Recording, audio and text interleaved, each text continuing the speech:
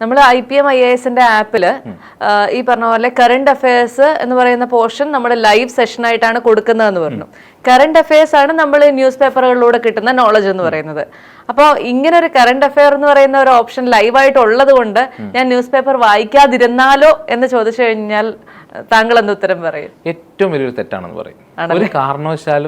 ഒരു കാരണവശാലും നമുക്കത് ഫോളോ ചെയ്യാനേ പാടില്ല.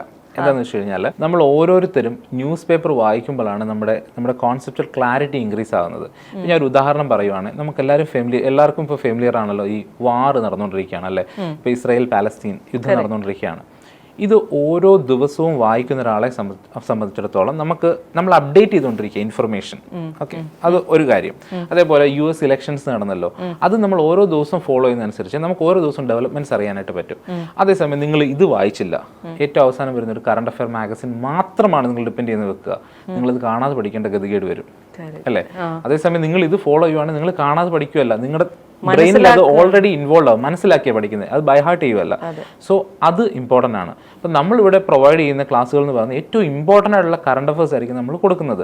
അതിപ്പോൾ അഥവാ നിങ്ങൾക്ക് ക്ലാസ്സിൽ ജോയിൻ ചെയ്യാൻ പറ്റിയില്ലെങ്കിൽ അതിൻ്റെ റെക്കോർഡഡ് വീഡിയോസ് ഓൾറെഡി അവൈലബിൾ ആണ്. ഇപ്പോൾ ഉള്ള വീഡിയോസ് എല്ലാം അങ്ങനെ അവൈലബിൾ ആണ്. പക്ഷേ അത് മാത്രം ഡിപ്പെൻഡ് ചെയ്ത് ഒരു കാരണവശാലും ഇരിക്കരുത്. നിങ്ങൾ നോട്ട്സ് വായിക്കുക, നിങ്ങളുടേതായിട്ടുള്ള രീതിയിൽ നിങ്ങൾ നോട്ട്സ് എഴുതിയെടുക്കുക. അല്ലെങ്കിൽ ഈ വീഡിയോ കാണുന്ന എല്ലാവരും നിങ്ങളും തമ്മിൽ യാതൊരു വ്യത്യാസവും ഇല്ല. നമ്മൾ എങ്ങനെയാണ് ഡിഫറൻഷിയേറ്റർ ആവുന്നത്, ഈ ടോപ്പേഴ്സ് ഒക്കെ എങ്ങനെയാണ് ഡിഫറൻഷിയേറ്റേഴ്സ് ആയിട്ടുള്ളത്, അവരുടേതായിട്ടുള്ള രീതിയിൽ അതിനെ വർക്ക് ചെയ്യുന്നു, പേഴ്സണലൈസ് ചെയ്യുന്നു. അവരുടെ കോണ്ടന്റ് പേഴ്സണലൈസ് ചെയ്യുമ്പോഴാണ് ദേ ആർ ഡിഫറെന്റ്. അപ്പോൾ അവരുടെ റിസൾട്ടും ഡിഫറെന്റ് ആവും. അതെ അതെ.